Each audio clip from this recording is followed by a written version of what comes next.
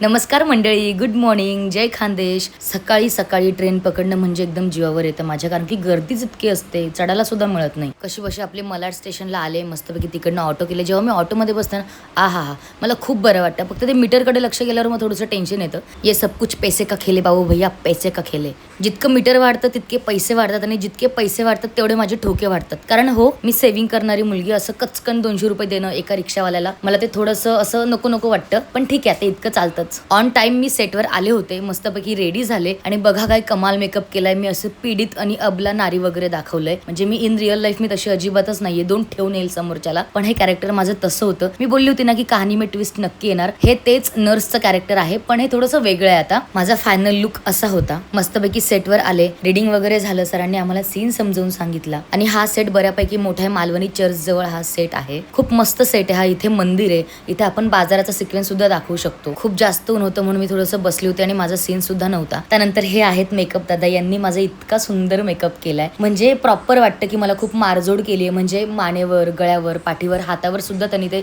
सगळ्या खानाखुणा केल्या होत्या. त्यानंतर ब्रेक झाला, मस्तपैकी मी जेवण केलं, आणि इतकं गरम होत होतं म्हणून मी रूम मध्येच जेवायला बसली होते. त्यानंतर पॅकअप झालं. माझ्याकडे बऱ्यापैकी दिवस होता म्हणून मी थांबले आणि बसची वाट बघितली, पण बस काही मिळाली नाही म्हणून मी शेवटी ऑटो केले आणि घरी आले. आता पटकन फॉलो करा. Bye guys.